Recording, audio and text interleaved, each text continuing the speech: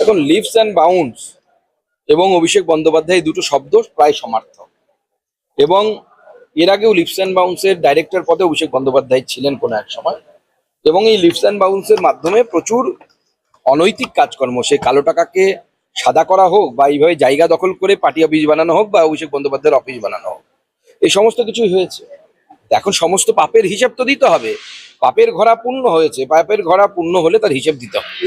আপনি বলছেন বেআইনি পার্টি অফিস, তো বেআইনি নির্মাণ, মাথা উঁচু করে থাকা উচিত না তার মাথা নত হওয়া উচিত? অভিষেক বন্দ্যোপাধ্যায়ের সরকার যখন ক্ষমতায় ছিল, অর্থাৎ তৃণমূল কংগ্রেসের সরকার যখন ছিল, তারা মনে করতো যে এই গোটা রাজ্যটা তাদের জমিদারির একটি অংশ এবং তারা যা ইচ্ছে তাই করতে পারে। বৈধ প্ল্যান ছাড়াও বিল্ডিং তৈরি করতে পারে, যাকে ইচ্ছে তাকে অ্যারেস্ট করাতে পারেন, যাকে ইচ্ছে তাকে জেলে ঢোকাতে পারেন। সেই জন্য রাজার মতো তারা থাকতেন। এখন তো আইনের শাসন প্রতিষ্ঠিত হয়েছে, তখন শাসকের আইন চলতো। তো আইনের শাসনের ক্ষেত্রে এটা চলতে পারে না, বেআইনি জিনিস ভাঙা হয়েছে, সেটাই তো ঠিক।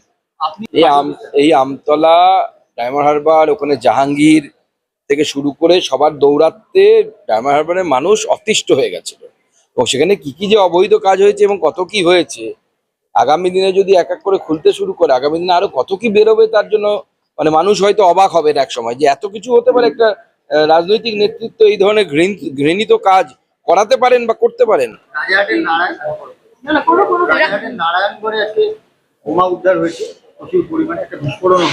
দেখুন, এখনো পর্যন্ত যতটা আমরা মিডিয়ার মাধ্যমে জানতে পেরেছি, সিসিটিভি ফুটেজ দেখে পুলিশ দুজনকে গ্রেপ্তার করেছে।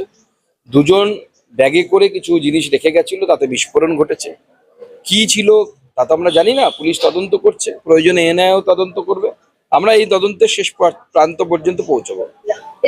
দেখুন, বোম বিস্ফোরণের ক্ষেত্রে বা যে কোনো বিস্ফোরণের ক্ষেত্রে এনআইএ এর হাতে যে এক্সপার্টাইজ আছে, সেই এক্সপার্টাইজ তো অন্য কারো হাতে নেই। স্বাভাবিকভাবে এনআইএ যদি তদন্ত করে, সেটা ভালো তদন্ত হবে। প্রকৃত দোষী যারা তারাও ধরা পড়বেন এবং প্রকৃত কারণও বোঝা যাবে। আজকে বর্ডার নিরাপত্তা নিয়ে বৈঠক রয়েছে উত্তরবঙ্গে, অমিত শাহ। মাননীয় গৃহমন্ত্রী এসেছেন, স্বাভাবিকভাবে বর্ডার নিয়ে বৈঠক হবে।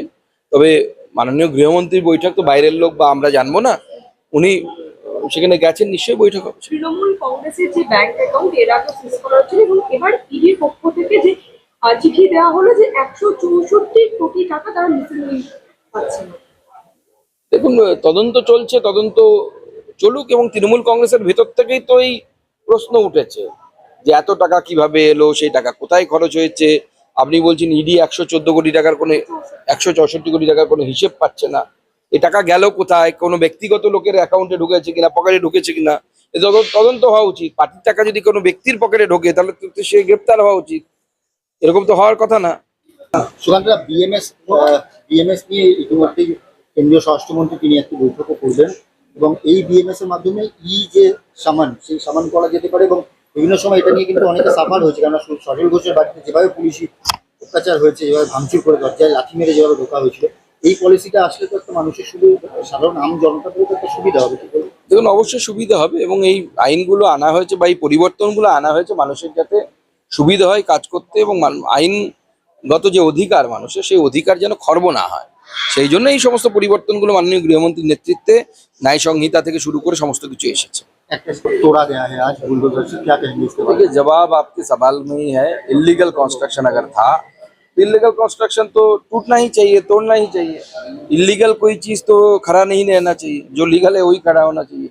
जब टीएमसी की सरकार थी, अभिषेक बनर्जी अपने आप को राजकुमार समझते थे, तो जहां मर्जी हुई वहां कुछ कर लिए, ऑफिस बना लिए, प्लान भी नहीं किया। जगह को लेकर डिस्प्यूट है, किस कौन मालिक है इसको लेकर डिस्प्यूट है। उस समय राजकुमार समझते थे अपने आप को, तो अपना जमींदारी चलाते थे।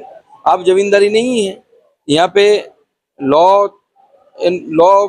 मानने वाली सरकार यहाँ पे है। स्वाभाविक है, आपको लॉ मानना पड़ेगा। बीएमएस को लेकर आज केंद्रीय गृह मंत्री नहीं, इसमें लोगों का अच्छा होगा। इससे पहले जो सरकार थी वो पूरी तरीके से लागू ही नहीं किया था सारी चीजों को। हमारी सरकार, नई सरकार आदरणीय मुख्यमंत्री जी के नेतृत्व में पूरी तरीके से उसको लागू करने के लिए प्रयत्न करेगी।